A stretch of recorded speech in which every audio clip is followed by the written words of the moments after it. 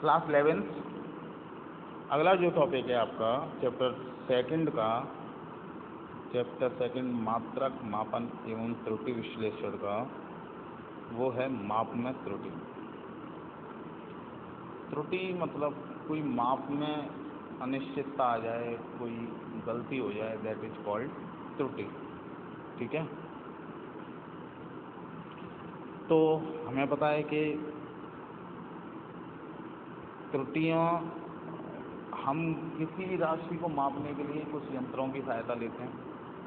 ठीक है। जैसे लेंथ को मापने के लिए हम स्केल की सहायता लेते हैं। ठीक है। तो कहीं ना कहीं त्रुटियां होने के चांस होते हैं। कैसे त्रुटियां होती हैं कि जैसे हम मान लीजिए सेंटीमीटर पैमाने पर या मीटर पैमाने पर मान लेते हैं। मीटर पैमाने पर अगर हम किसी चीज़ को माप रहे हैं तो हो सकता है उसमें मिलीमीटर की गलती हो सके। ऐसे ही अगर हम सेंटीमीटर पे माप रहे हैं तो हो सकता है कि माइक्रोमीटर लेवल की गलती हो सके। ठीक है। ऐसे ही नैनोमीटर, पिकोमीटर, थर्मोमीटर और ऑक्टोमीटर बहुत छोटी छोटी राशियाँ होती हैं, जिनके बारे में आज ही आपको इसी वीडियो में बता दूँगा। ठीक है। तो दो तरह की त्रुटियाँ होती हैं, एक होती है क्रमबद्ध त्रुटि और एक होती है यादृच्छिक त्रुटि। क्रमबद्ध त्रुटियाँ कि जो किसी प्रयोग में नियमित पाई जाती हैं। ठीक है। तो ये नियमित त्रुटियाँ कैसे पाई जाती हैं? 3 तरह से पाई जाती हैं। इनके 3 स्रोत होते हैं। सबसे पहला तो होता है यंत्रगत त्रुटि। यंत्रगत मतलब कुछ भी यंत्र की अगर कोई दिक्कत है तो ये यंत्र से होती हैं जो त्रुटियाँ, उनको हम बोलते हैं यंत्रगत त्रुटि। ठीक है। दूसरी प्रायोगिक तकनीक, मतलब कोई एक्सपेरिमेंट कर रहा है और उसमें उसकी गलती की वजह से, एक्सपेरिमेंटर की गलती की वजह से कुछ त्रुटि आ जाए तो उसे हम कहते हैं प्रायोगिक तकनीक या कार्यविधि में अपूर्णता, ये एक त्रुटि होती है। व्यक्तिगत त्रुटियां ये प्रेक्षक की लापरवाही से होती हैं। जो एक्सपेरिमेंट कर रहा है उसकी लापरवाही से जो त्रुटि होती है वो होती है यंत्रगत त्रुटि। सेकंड है यादृच्छिक त्रुटियां। ऐसी त्रुटियां भी होती हैं जिनके स्रोत का हमें पता ही नहीं है कि ये या तो प्रेक्षक कुछ लापरवाही कर दे या किसी बाह्य वातावरण में कोई टेम्परेचर में वगैरह में अगर कोई डिफरेंस आ जाए तो उसकी वजह से जो त्रुटियां होती हैं वो यादृच्छिक त्रुटियां होती हैं। ठीक है। तो आपको इसमें जो नोट करना है उसके बारे में मैं बता रहा हूँ। आपको लिखना है माप में त्रुटि, हेडिंग। तो ये किसी माप में की अनिश्चितता को त्रुटि कहते हैं। ठीक है। और फिर इसके बाद अगली लाइन से लिखना है यहीं पे, एक ही मापन यंत्र द्वारा प्रेक्षित भिन्न भिन्न मानों में भौतिक राशि में सैद्धांतिक से कुछ ना कुछ अंतर अवश्य होता है। ठीक है। तो फिर इसके बाद आपको यहाँ तक पूरा नोट करना है। फिर क्रमबद्ध त्रुटियाँ डाल के हेडिंग करके यहाँ से लेके यहाँ तक। इसके बाद इस वाले पेज पे आपको त्रुटियों के स्रोत, ठीक है, ये पूरी लाइन लिख सकते हैं आप। और इसके बाद यंत्रगत त्रुटि हेडिंग डाल के यहाँ तक पहली लाइन, और प्रायोगिक त्रुटि डाल के ये असंभव सा लगता है यहाँ तक, और व्यक्तिगत त्रुटि डाल के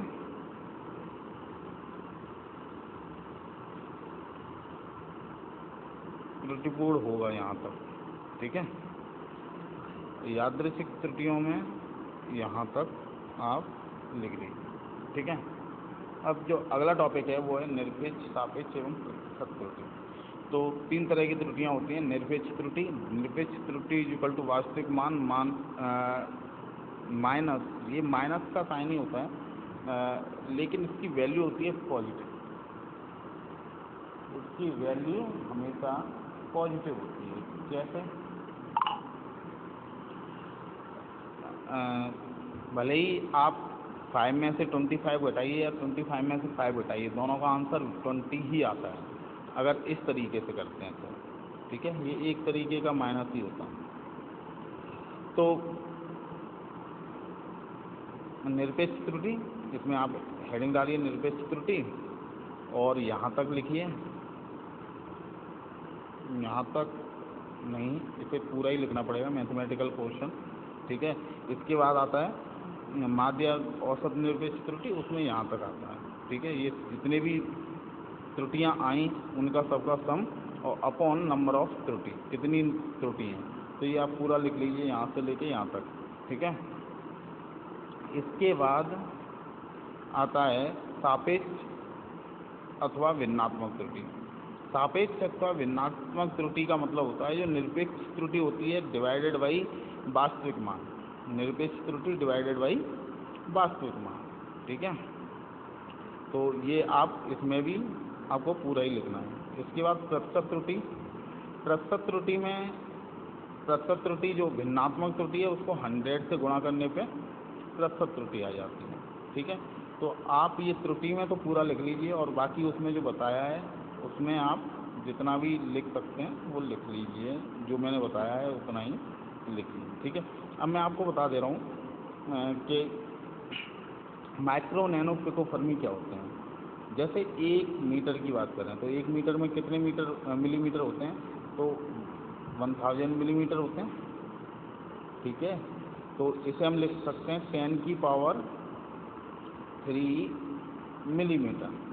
ठीक है, ऐसे ही 1 मीटर में 10 की पावर 6 माइक्रोमीटर होते हैं, माइक्रोमीटर, और 10 की पावर 9 नैनोमीटर, नैनोमीटर। ठीक है, 10 की पावर 12 पिकोमीटर, पिकोमीटर, और 10 की पावर 1 मीटर में 10 की पावर 15 थर्मोमीटर, और 10 की पावर 18 ऑप्टोमीटर। एक तरीके से 3 का टेबल चलता है ये।